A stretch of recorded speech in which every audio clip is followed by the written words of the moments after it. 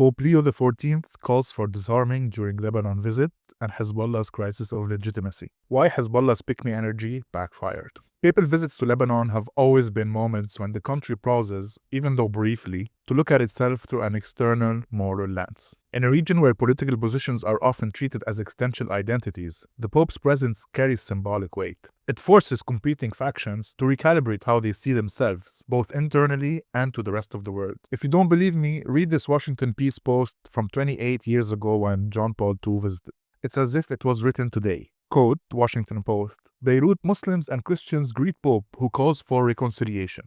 The part I'm interested in, it says, in southern Beirut, a stronghold of the radical Shiite group known as Hezbollah, a poster welcoming the Pope appeared alongside a mural of Iran's late spiritual leader, Ayatollah Ruhollah Khomeini. He's coming to see the Lebanese, not Christians or Muslims, says Nada'atu 28, a Shiite Muslim from southern Beirut, as she waited on the motorcade route near the Green Line. I hope he brings unity and peace to Lebanon.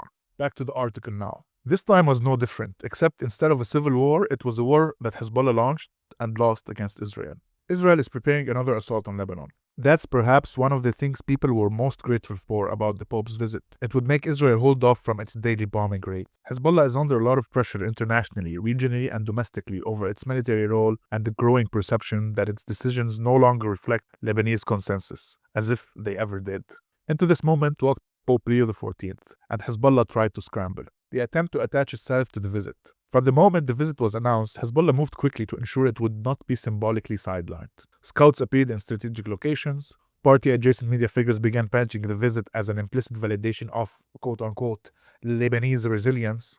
Influencers aligned with Hezbollah attempted to weave the event into a narrative of coexistence, national unity, and mutual respect that goes against how Hezbollah treats its own supporters, much less those that disagree with it. The motivation was obvious. At a time when the party faces increasing isolation politically, diplomatically, and within large swaths of Lebanese society, it could not afford for the Pope's presence to appear as anything other than inclusive of all Lebanese fears, including its own. But the moment and the Pope didn't play along. Just like he shut down Queen Rania of Jordan's shameful comment on a caught on hot mic, trying to discourage him from visiting Lebanon. The Pope's message was unambiguous. When Pope Leo XIV explicitly called on all armed actors, including Hezbollah, to put their weapons down and return authority to the state, it punctured the party's attempt to appropriate the visit. Quoting Vatican News, the message from Hezbollah, the Pope is asked. The Pope replies, yes, I saw it. Clearly, on the part of the Church, there is a proposal that they lay down their arms and that we seek dialogue. But beyond this, I prefer not to comment at this time. It was not framed as an attack,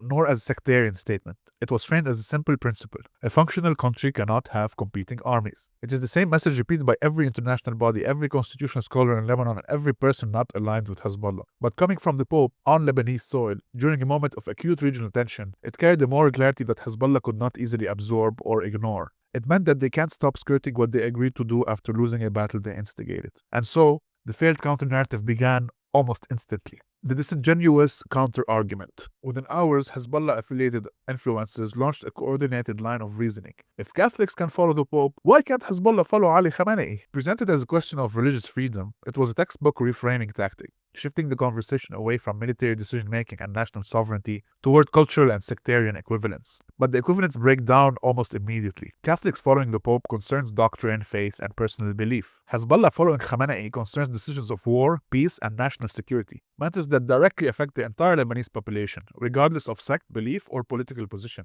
Lebanon does not pay the price of alleged Catholic obedience to the Vatican. And here I say alleged because remember, the Lebanese church and right-wing mouthpieces still defend convicted child molester priest Mansour Labaki, even after the Vatican convicted him and defrocked him, along with the French courts. However, Lebanon does repeatedly pay the price for Hezbollah's military obedience to a foreign state and the Ayatollah's wishes for better negotiating positions. Attempting to merge the two is not only inaccurate, it is a deliberate attempt to obscure the core issue. And not even Hezbollah's influence can take it seriously because of how disingenuous it is. Lebanon's structural reality. Lebanon's crisis is not about religious authority or coexistence. Despite Hezbollah's constant and aggressive attempts to reduce the entire Shia community to just Hezb, the reality is that is not true, not by a long shot. Especially after Hezbollah's defeat and its decision to stand against October 17, 2019 uprising that started in areas and neighborhoods Hezb claims to be its own.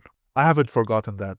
They want you to forget that. The current crisis is about a monopoly of force. It is about whether a state can function when an armed group retains the ability to unilaterally start or end conflicts with a neighboring country. It is about whether a state can function when an armed group retains the ability to unilaterally start or end conflicts with neighboring entities or countries. And it is about the democratic impossibility of a political system in which one actor is not accountable to the institutions the rest of us must live under. The Pope's statement was not an attack, but a reiteration of a principle that any sovereign country requires: a single unified authority over weapons and war that is democratically controlled, not with Hezbollah car bombs and militias ineffective against Israel, but only effective against unarmed Lebanese who don't bend the knee. No rhetorical pivot can change that. Why did Hezbollah's narrative fall flat? Hezbollah misread the room badly. It is so stuck in its past glory days, it is incapable of doing anything else. Lebanese exhaustion has reached a level where symbolic gestures no longer land. That includes segments of society Hezbollah considers, quote-unquote, theirs. The population has lived through a collapsed banking sector, a hollowed-out state, rolling blackouts, border clashes, drone strikes, and the constant threat of escalation, and none of which they have chosen or can control. So when the Pope called for disarmament, most Lebanese heard something they have long wanted themselves. And when Hezbollah tried to frame the visit as an issue of religious double standards, the response across the digital public sphere was muted at best or dismissive at worst. Their pick-me energy was more cringe than believable. There is a growing understanding that Lebanon can no longer carry the weight of a permanent militia structure that makes decisions on behalf of millions who did not consent to those decisions. What the visit ultimately revealed: the Pope did not shift Lebanese political dynamics. He did not broker a new consensus. He did not break Hezbollah's entrenched position. But his presence exposed something important.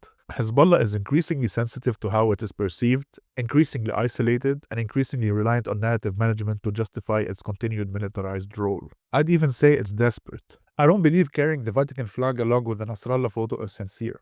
It's just to say, see, look how tolerant we are. Now, let's forget we agreed to disarm after we lost the war we started, and give us some slack for this performative stuff. We're just trying to bask in the coverage that the Pope's visit brings. In that sense, the Pope's message landed exactly where it needed to. Not as a command, not as a condemnation, but as a reminder. Lebanon cannot survive indefinitely with its sovereignty held hostage to parallel structures, not even ones that portray themselves as guardians of national dignity, when that has never been the case in reality. In that clarity, many Lebanese found something rare. An articulation of the obvious, delivered without fear and platitudes meant to waste time, hoping that some miracle that will never come will help Hezbollah get back to its peak, which even they know is never gonna happen again.